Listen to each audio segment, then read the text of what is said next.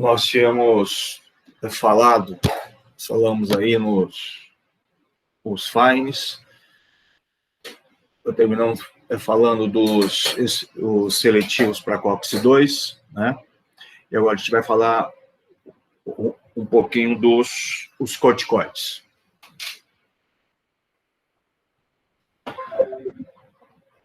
Bem, quando nós falamos em corticoides, nós temos dois tipos de corticoides. Nós temos os glicocorticoides e nós temos os mineralocorticoides. Os glicocorticoides são os corticoides que apresentam atividade anti-inflamatória. São os similares ao cortisol nosso endógeno. E quando nós falamos em mineralocorticoides, são os corticoides similares à aldosterona, que não tem atividade anti-inflamatória. A ação dela é mineralo, né? A ação dela é o equilíbrio hidroeletrolítico. Mas tanto o glicocorticoide quanto o mineralocorticoide são, vamos dizer assim, substâncias muito parecidas, né? São da mesma família. E os receptores, apesar de existir o receptor para glicocorticoide e o receptor para mineralocorticoide, mas eles podem, né, eles, assim, não existe muita seletividade. É comum um glicocorticoide se ligar a um receptor mineralocorticoide. E aí, obedece aquilo que a gente já sabe, né? Um fármaco, quanto mais potente ele for, ele tende a ser mais específico, né? Então, os corticoides com menor potência, ele tende a ser mais inespecíficos, agir tanto em glicocorticoide quanto em mineralocorticoide. E é comum a gente ver fármacos, às vezes você usando até um corticoide com a potência de alta potência, mas quando você usa em dose alta, quando você usa por tempo muito prolongado, ele também acaba se ligando aos receptores mineralocorticoide. Então, o efeito glicocorticoide é o efeito anti-inflamatório, é o efeito protetor proveniente do cortisol. E a ação em mineralocorticoide é aquela ação que nós temos de retenção hídrica, né? Retenção de sódio, água, né? E que alguns glicocorticoides acaba tendo aí o efeito de retenção hídrica, né?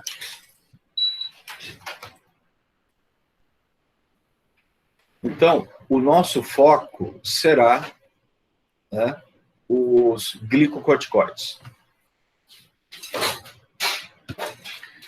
E o glicocorticoide endógeno, né, é o cortisol. O cortisol que né, ele é produzido pelas nossas adrenais, né?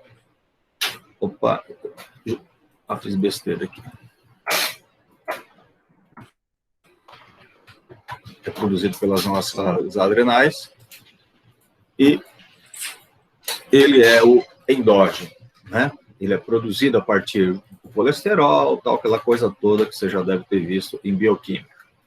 Muito bem.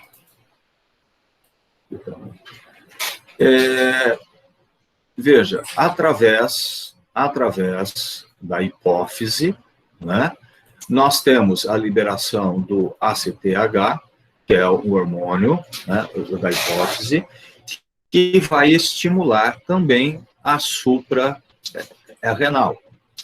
E estimulando a suprarrenal, você acaba tendo aqui uma síntese, né? Uma síntese, tá? Um estímulo à cadeia de produção de vários hormônios, entre eles o glicocorticoide e também o mineralocorticoide e os esteroides sexuais, tá? Tudo isso vem, né, a partir do colesterol, tá? Que é estimulado, né, através do estímulo do hormônio ACTH, que vem da hipófise. Aldosterona, tá? Aldosterona, ela também sofre estímulo, tá? Fora dessa cadeia, tá? É hormonal. A aldosterona, ela também pode ser estimulada, a liberação dela, através... E quem mesmo? Vocês lembram? Quem pode estimular a liberação de aldosterona?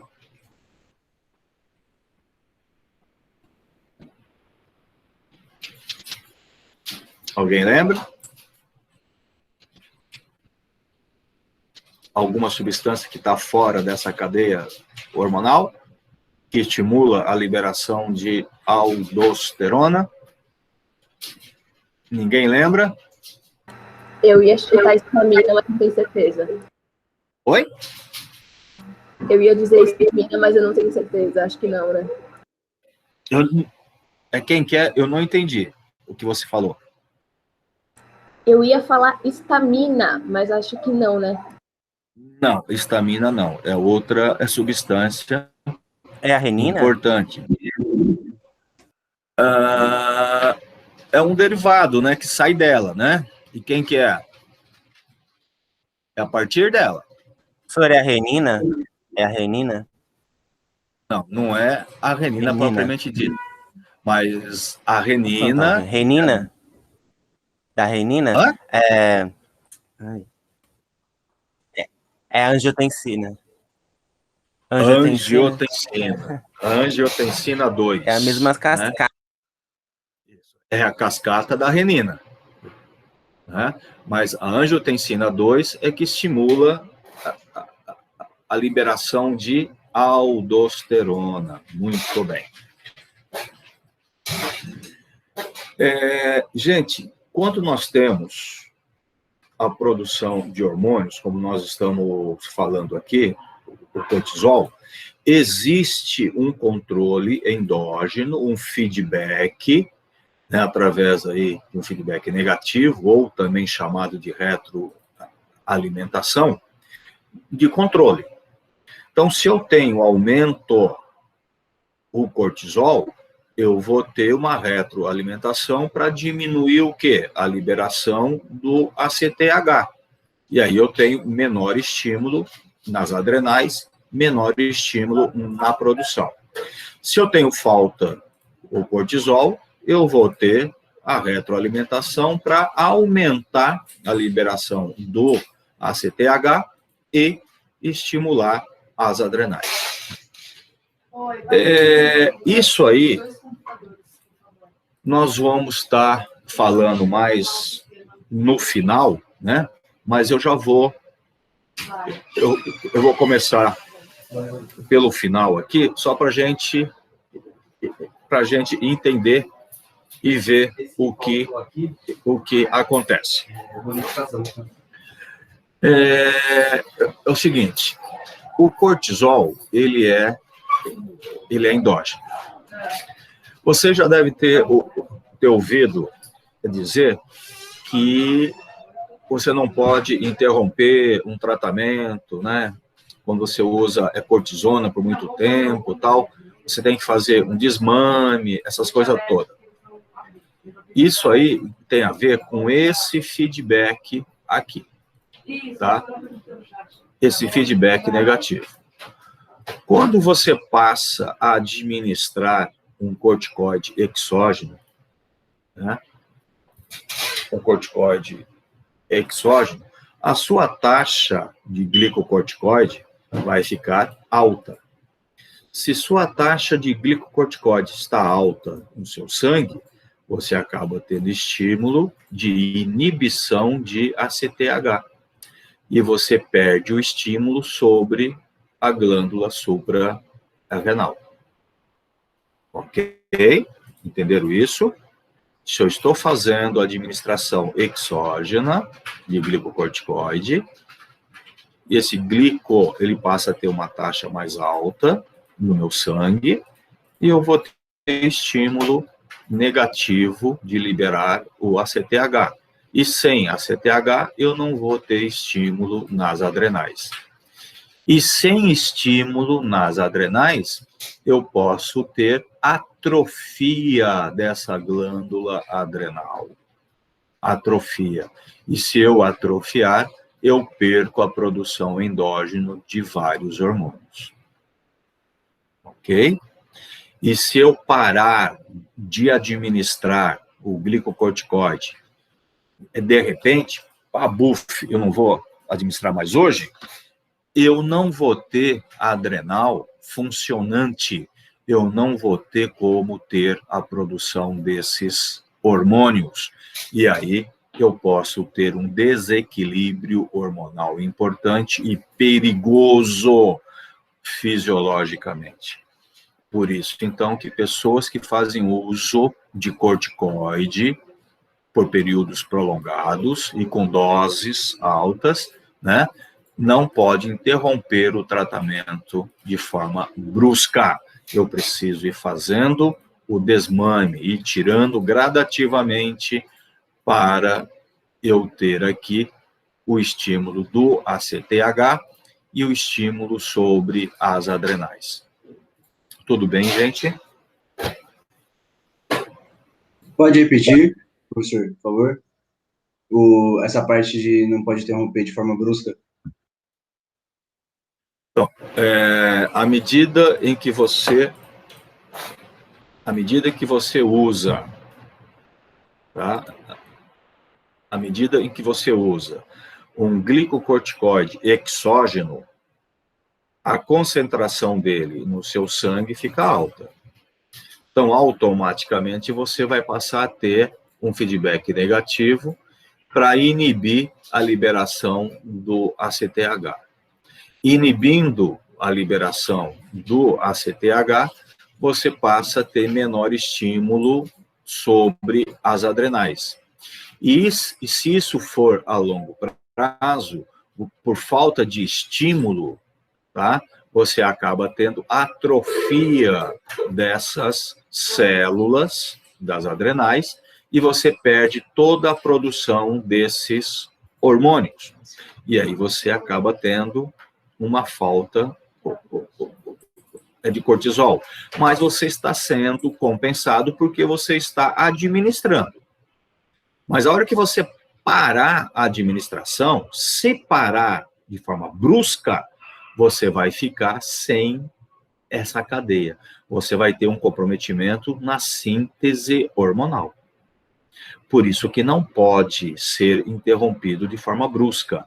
Você tem que ir interrompendo gradativamente para a sua hipófise perceber a diminuição e voltar a liberar o ACTH e voltar a estimular as adrenais, para que ela volte a sintetizar os hormônios.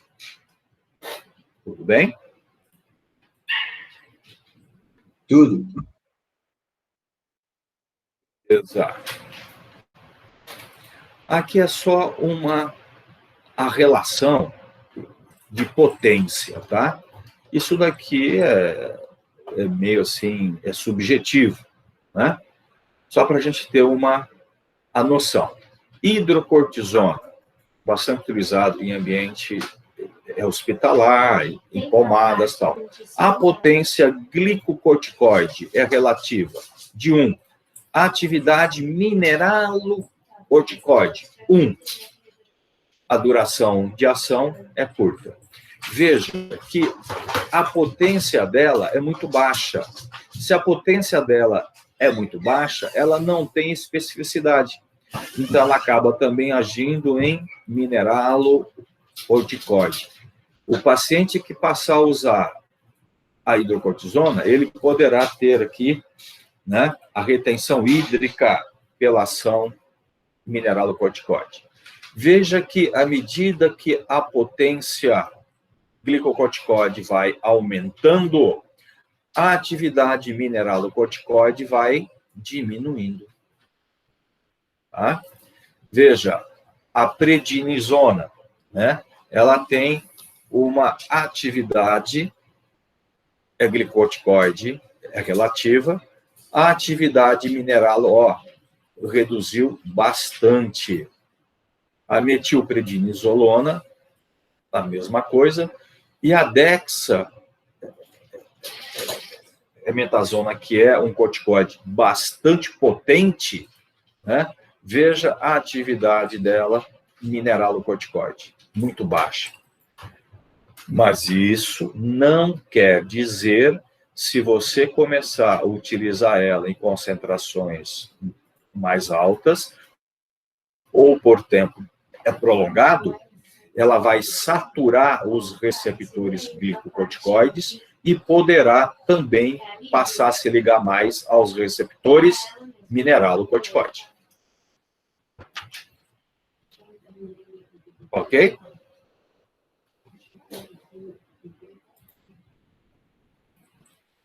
Muito bem, gente. Como que esses corticoides, eles agem?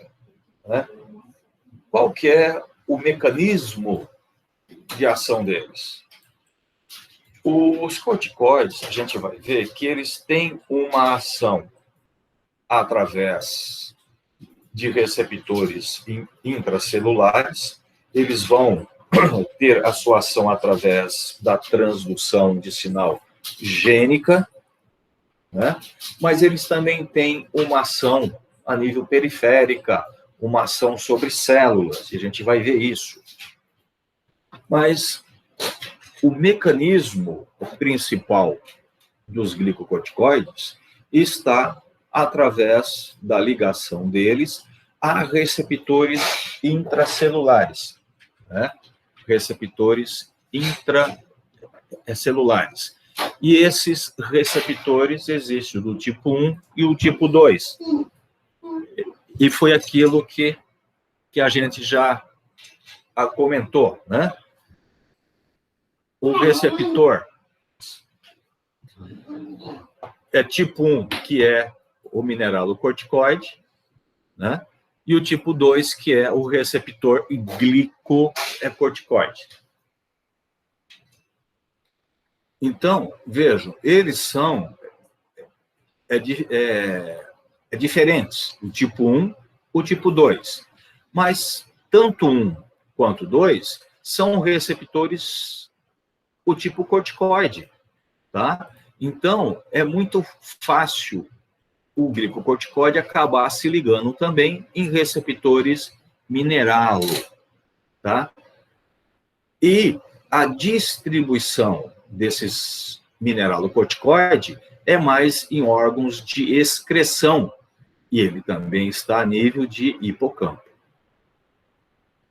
Os rins, né, tem muito receptores mineralocorticoide, aonde age a aldosterona, né, na retenção de sódio e de água, e secreção de potássio. E os glicocorticoides, os receptores estão mais distribuídos a nível de tecido, né? Todos os tecidos vão ter aqui receptores tipo 2, que são os receptores aonde os glicocorticoides vão se ligar. Ok? Muito bem. Gente, é o seguinte, O cortisol, ele acaba, ou o corticoide, né? Ele acaba se ligando ao receptor glicocorticoide que está dentro da célula, formando, tá, um complexo receptor e cortisol.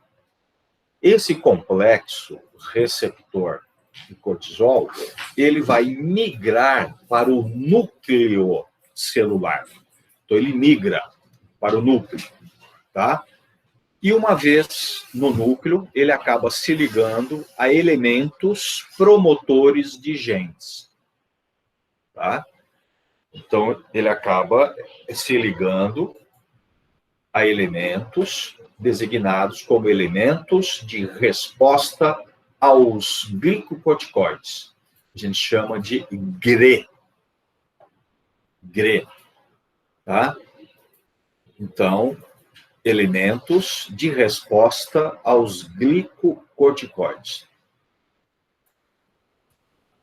E aí, uma vez eles ligados, tá, a esses GRE, é que vai ocorrer e vai intensificar ou inibir a expressão de genes específicos. Então, vamos entender de novo isso. Vamos falar de novo sobre isso aqui. Desculpa. O corticoide administrado, ele entra na célula, se liga ao receptor, formando um complexo. Esse complexo migra até o núcleo da célula, né, onde ele vai se ligar a um elemento que será promotor de gene. Esse elemento é o que a gente chama de GRE, elemento de respostas aos glicocorticoides, ao GRE. Uma vez ele ligado a esse GRE, tá, ele vai intensificar a replicação gênica de algumas substâncias, então ele vai intensificar, ou ele vai inibir a replicação gênica de outras substâncias. Certo? Então, ele pode tanto aumentar, como ele pode diminuir. Ok? Um exemplo que nós temos aí. Já sabemos que o GRE inibe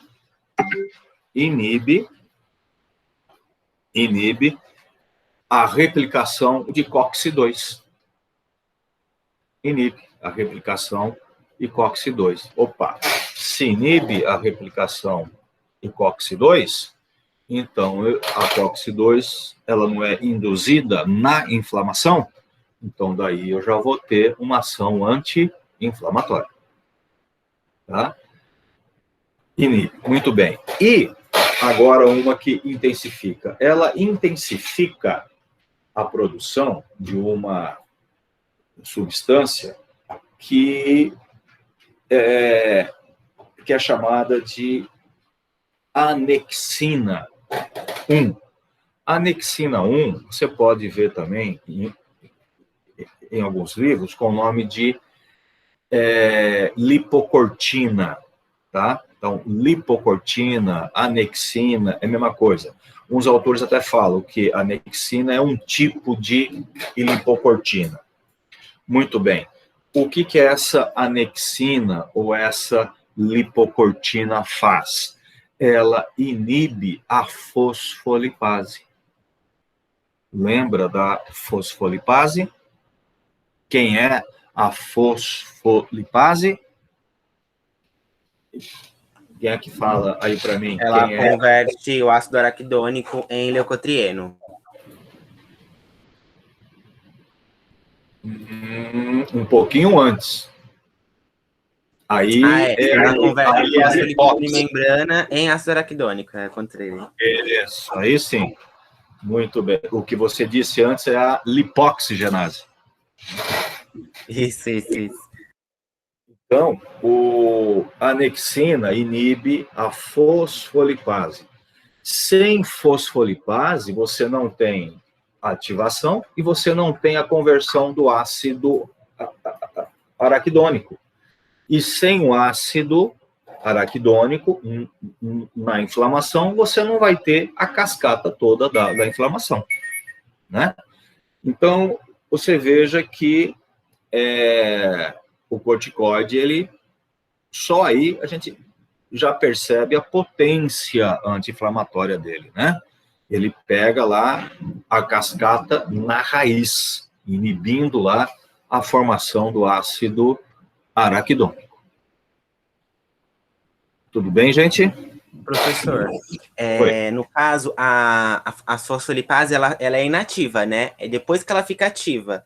Então, ele vai inibir a ativação ou ele vai inibir aquela que já está ativa? Ele vai inibir a fosfolipase, antes dela ser ativada. Então, aí você passa a não ter ativação. E sem ativação, você não tem a conversão. Entendi. Obrigado. Ok?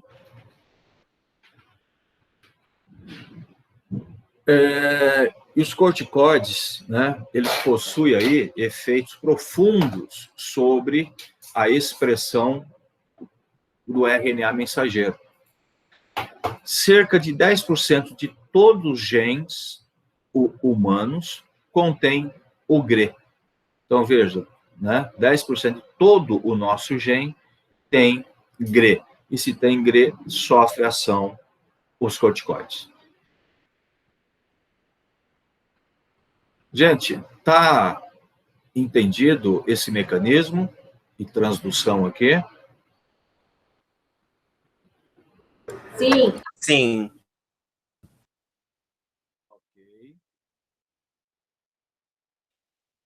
Então, o que eu já falei aqui, né? Inibe a transcrição de genes da COX-2, citocinas, interleucinas, moléculas de adesão, né, e a forma induzida de óxido nítrico sintetase. Veja, inibe a transcrição de várias substâncias que são importantes no processo inflamatório, né? E veja que a inibição também de óxido nítrico, né? Você vai perder aí a ação, né, vasodilatadora, né? A perda de interleucina, você perde também o estímulo, né, imunológico, tá? E depois a gente vai ver essa parte aí também, né, que eles são depressores, né, imunológicos. Então, veja como tem vários mecanismos aqui, né, inibitórios, que interferem no processo inflamatório. E o bloqueio da indução do gene da osteocalcina, mediada pela vitamina D3, nos osteoblastos, e modificação da transcrição dos genes da colagenase. Então, veja, gente, que os corticoides, eles também interferem aqui, tá, a nível de matriz óssea. É por isso que quem usa corticoide, né, por muito tempo, por dose alta, precisa fazer também o controle ósseo. Corticoide leva à osteoporose, tá? As mulheres, até a menopausa, estão praticamente protegidas, né, desse processo, porque o cortisol, ele combate isso daí, né? Desculpa, gente. O estrógeno, né? O estrógeno, ele protege, né? Essa parte óssea, ele protege os ossos. Por isso que a mulher, até a menopausa, não tem preocupação com a parte óssea. Mas depois, né, depois que chega aí Nossa, hoje o alemão está aqui perto de mim. Sai daí, ó. PPPO, Alzheimer. Esse alemão é uma coisa de louco. A menopausa, né, quando chega a menopausa, o estrógeno cai muito, né, nas mulheres, e aí você perde essa proteção óssea, e é por isso que após a menopausa, a mulher precisa controlar muito a parte óssea, né? A reposição de cálcio, a vitamina D, essa coisa toda. Então, e aí se usa o corticoide, pior ainda, tem que fazer um controle mais rígido para a parte óssea. Ok? Aqui eu já comentei, síntese e liberação aumentadas de anexina 1, né, que tem efeito anti-inflamatório potente nas células e na liberação de mediadores, além de possível efeito na mediação da retroalimentação negativa ao nível de hipotálamo e adenohipófise. Então, veja que a anexina 1, além daquele efeito inibitório sobre a fosfolipase, ela tem também uma ação importante em células em células inflamatórias, com efeito anti-inflamatório, né? Acaba inibindo a liberação de mediadores, né, que acabam agredindo mais e aumentando a inflamação. Então, ela inibe essas células. Muito bem. Também são observados efeitos de curta duração não genéticos. Veja, aqui é que eu disse lá no início que os corticoides, tá, eles acabam tendo também efeitos que não interferem na transcrição gênica. São efeitos observados, tá, de curta duração, que são efeitos que acabam tendo sobre células específicas, como a gente vai ver alguns casos. Então, ações sobre células inflamatórias. O corticoide, quando a gente usa o corticoide, é observado menor saída de neutrófilos nos vasos e reduz a ativação de neutrófilos e macrófagos por redução de fatores de adesão celular. Veja, essa ação é importante. Os corticoides, né, a gente vai ver que ele também é um potente antihistamínico, né? Ele é utilizado em casos de reações alérgicas potentes, fortes. E provavelmente essa ação sobre a histamina e sobre outras cininas, como o caso da bradicinina, também, é que evita a vasodilatação. E sem vasodilatação, sem o aumento da permeabilidade vascular, você não tem a saída de células, né? Então, menor saída de neutrófilos, que são as primeiras células que vão, né, ser atraídas para o processo inflamatório. Então, isso aqui é uma ação anti-inflamatória potente. Reduz também a expansão clonal e ativação de células T. São células auxiliadoras, né, por redução de interleucina 2. Lembra que eu falei lá atrás, né? Os corticoides diminuem a liberação de várias substâncias, e entre elas as interleucinas. E isso acaba reduzindo bastante o aparecimento, a ativação de células importantes, até na defesa imunológica, né? Ela reduz aí a célula T. E com isso, então, você acaba tendo uma redução de células, né, imunológicas.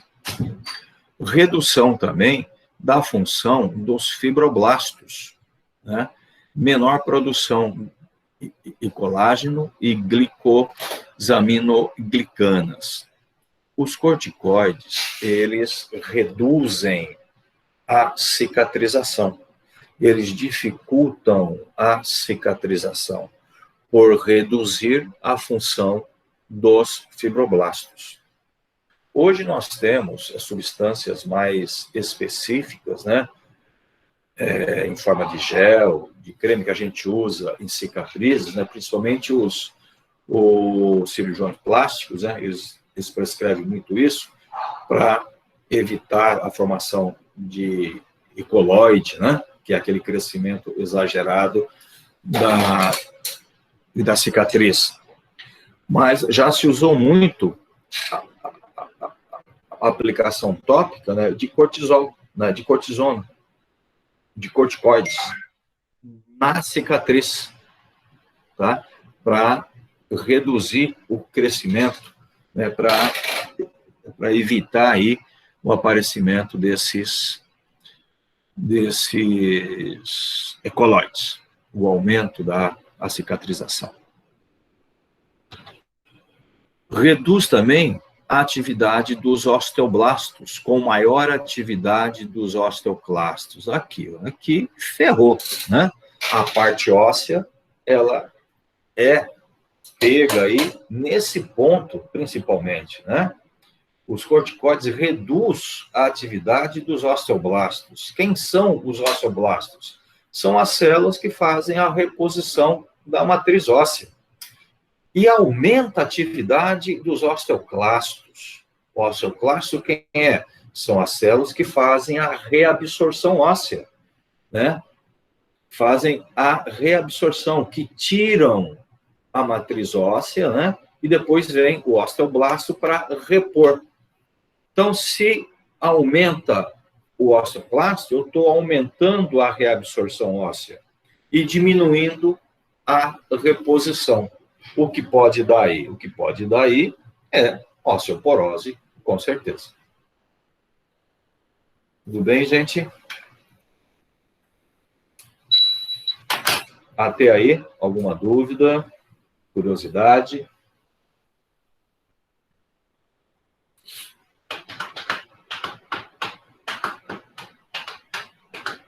Tudo bem?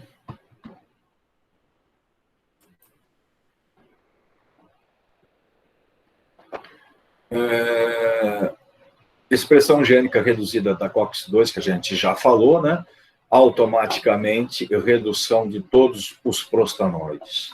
E se eu reduzo os prostanoides, automaticamente eu estou reduzindo também a atividade inflamatória.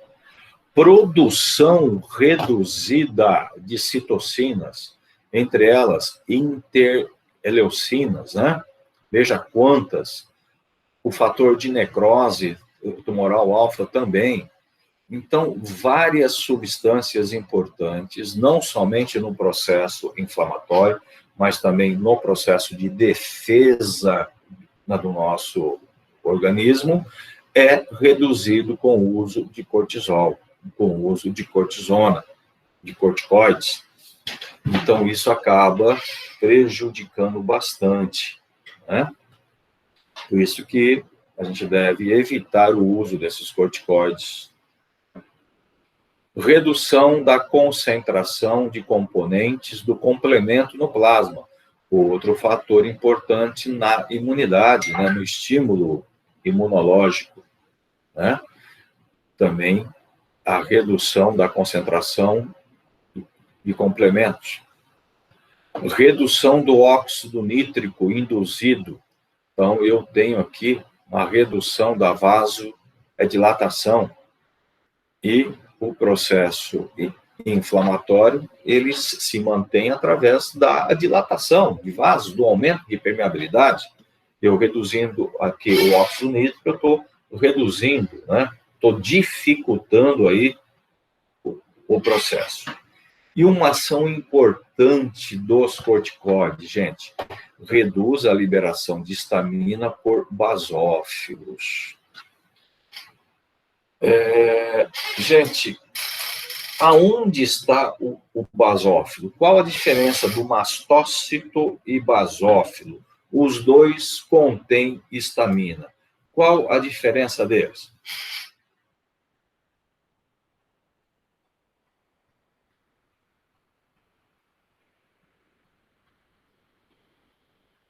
Silêncio, né? Ninguém fala nada. Professor, Oi.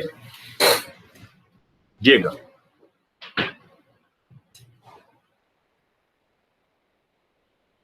Diga. travou, desculpa. Para você repetir a pergunta, por favor. Nós temos o mastócitos e temos os basófilos. Os dois são armazenadores de histamina. Os dois têm histamina. Qual a diferença do mastócito para o basófilo? Está em termos de localização.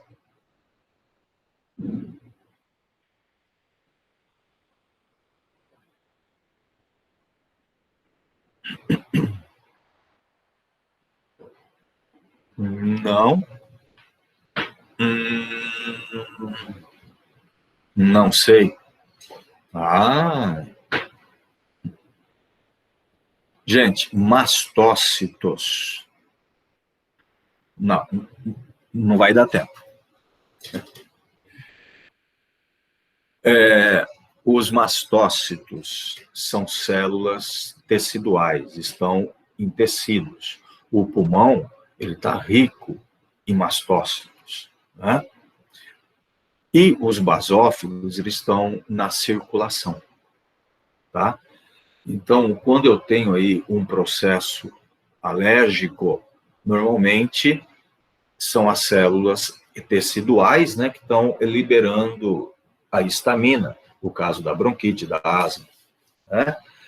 E no caso de uma reação mais grave, um choque anafilático, são os basófilos, né, que estão liberando a histamina na circulação.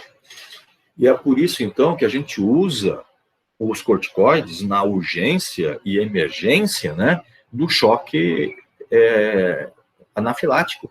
A gente aplica o corticoide imediatamente, né, para bloquear aí a liberação de histamina e reverter esse processo alérgico.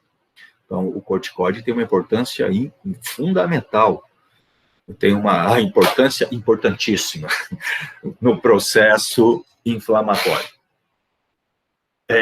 Alérgico, né? No caso do choque anafilático. E a gente usa também os corticoides, né, em outros processos alérgicos, né? Uma urticária, tal, o corpo todo aí avermelhado, a gente manda ver aí um corticoide, né? Tem uma potência muito boa sobre essas células liberadoras de histamina. Ok? Beleza?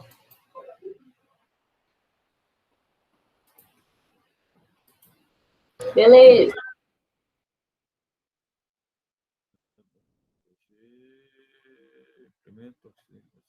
Reduz a liberação de histamina por basófilos, ótimo. Redução da produção de IgG. Síntese aumentada de fatores anti-inflamatórios, no caso que a gente já comentou, anexina 1, né, ou lipocortina. Tá, então, vocês estão percebendo, gente, que o cortisol, desculpa, quando eu falo cortisol, é o representante da classe corticoide, tá? Ele mexe bastante com o sistema imunológico. Vocês estão percebendo isso, né? Ele é um depressor imunológico.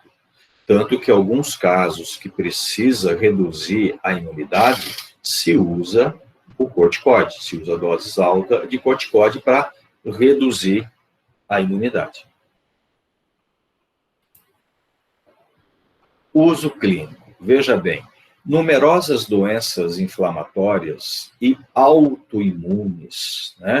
A gente usa muito os corticoides, como a asma, a artrite reumatoide, doença de Crohn, rejeição imune após o transplante, né? Então, veja que a gente usa o corticoide para uma N números de casos. O importante é a gente ter em mente, o corticoide não corrige a etiologia da doença, não, ele não corrige, porém limita os efeitos da inflamação. É isso que ele faz. Ninguém vai ficar curado de uma asma, de uma artrite, de um Crohn, né? Tá? Pelo uso de um corticoide. Ele vai apenas limitar os efeitos da inflamação, os efeitos daqui, né, que aqui está te provocando. Mas a cura ele não vai te trazer, tá? O corticoide, ele deve ser utilizado em processos crônicos ou na iminência de cronificação, tá? Nos processos de inflamação aguda, a opção correta seria você usar um FINE, tá? Um FINE. O corticoide em processos crônicos ou na iminência de cronificação. Tudo bem, gente?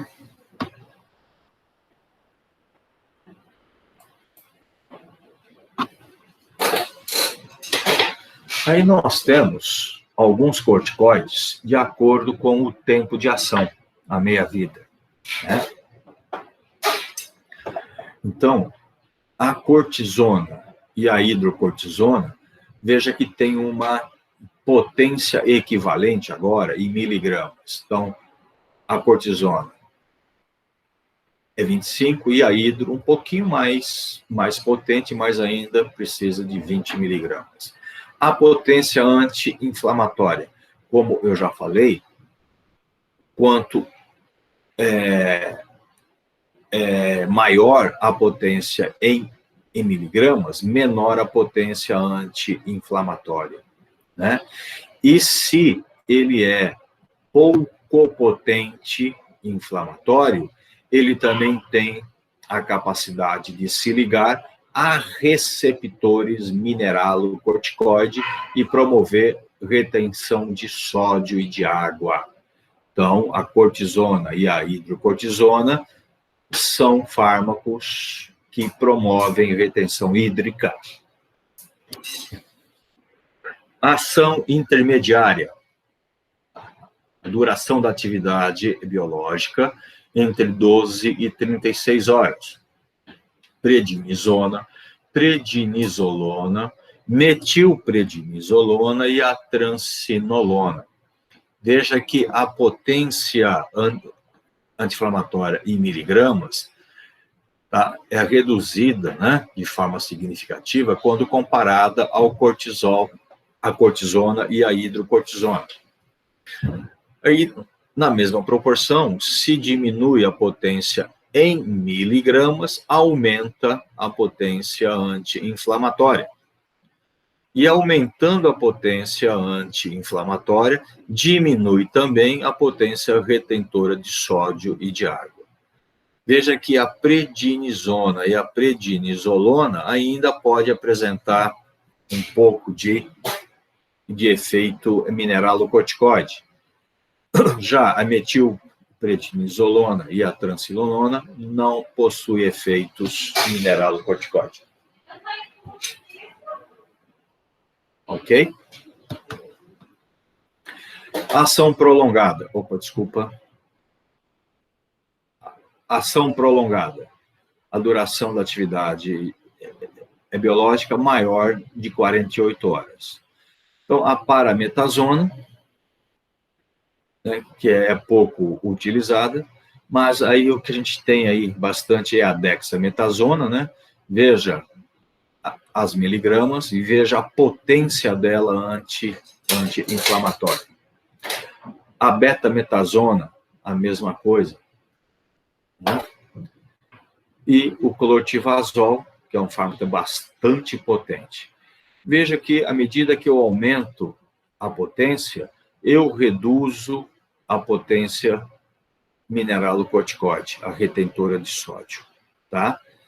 Mas isso não quer dizer que, se eu fizer uso da dexametasona ou da betametasona por tempo prolongado ou por dose alta, que eu não vá ter aqui, tá, ação retentora. Eu vou ter sim.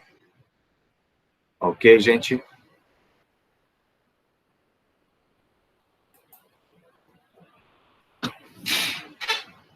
Muito bem. Gente, depois de se usar aí esses corticoides, né, e descobrindo cada vez mais as ações, o efeito clínico, o interesse clínico para outras atividades, acabou aí, né, estimulando a indústria, a pesquisa, né, de substâncias para o uso, vamos supor, para o uso tópico, para o uso inalatório, né? E aí que surgiu, então, o interesse de preparações inalatórias, né? Surgindo aí alguns fármacos utilizados para via inalatória, como o caso da a beclometasona, a budesonida, a flunizolida, fluticasona, mometasona, triancinolona, e aí vai. Nós usamos muito hoje a budesonida, a mometasona também é utilizada, a fluticasona também um pouquinho. Mas você veja bem, esses fármacos passaram a ser utilizados por via inalatória, né? E depois eles foram sendo aperfeiçoados. E o principal objetivo desses fármacos pelo uso inalatório foi mais especificamente para o caso de asma, né, de bronquite, e o caso de efizema também, né, muitas vezes, e no caso de rinite. No caso da asma e da bronquite, precisava de uma formulação que chegasse até os brônquios, né?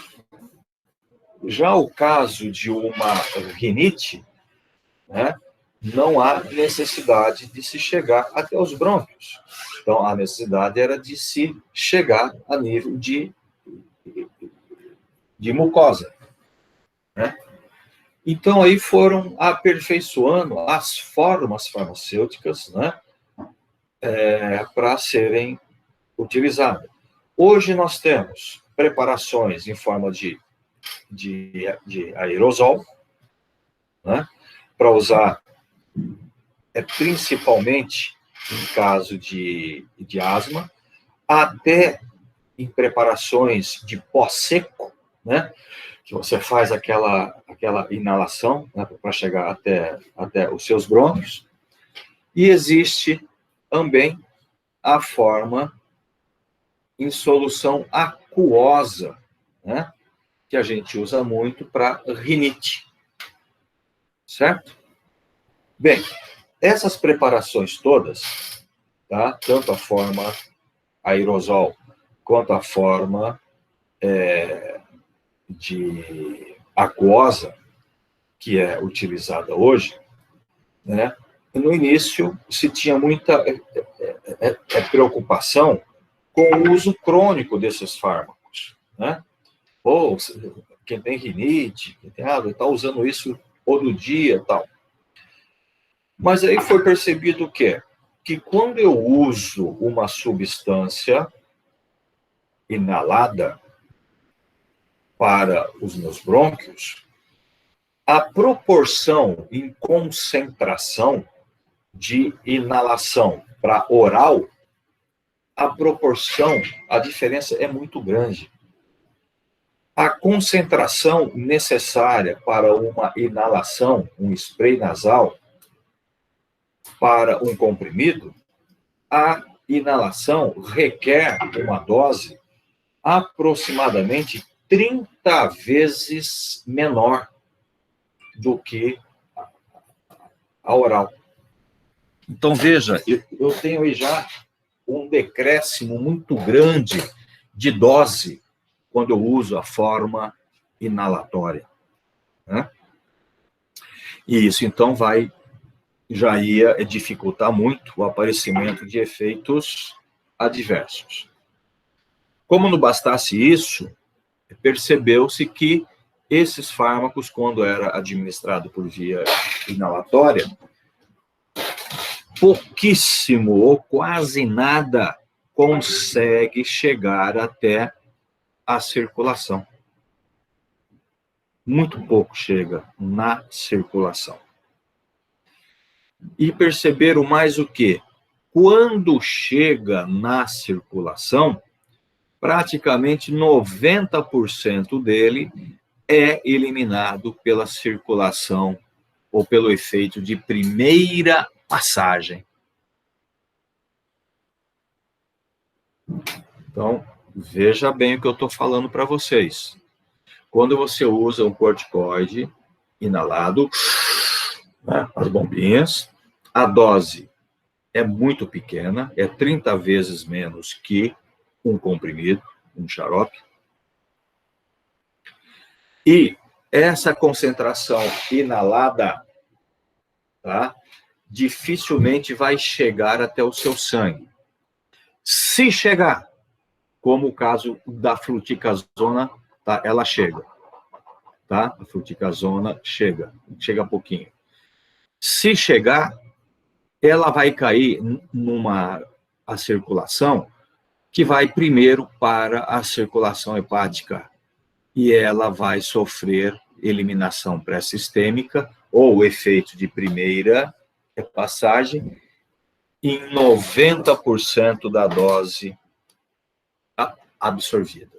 Então, veja, o que já foi absorvido, ou melhor, o que foi administrado, já é uma dose bem pequena. O que foi absorvido, já é uma dose ultra pequena. E essa dose ainda ultra pequena, grande parte dela será eliminada pelo efeito da primeira repassagem. Então, quais são os riscos de você ter um efeito adverso, um efeito sistêmico, utilizando esses fármacos? É muito pequeno. É praticamente quase zero. Entenderam isso, gente, que eu disse?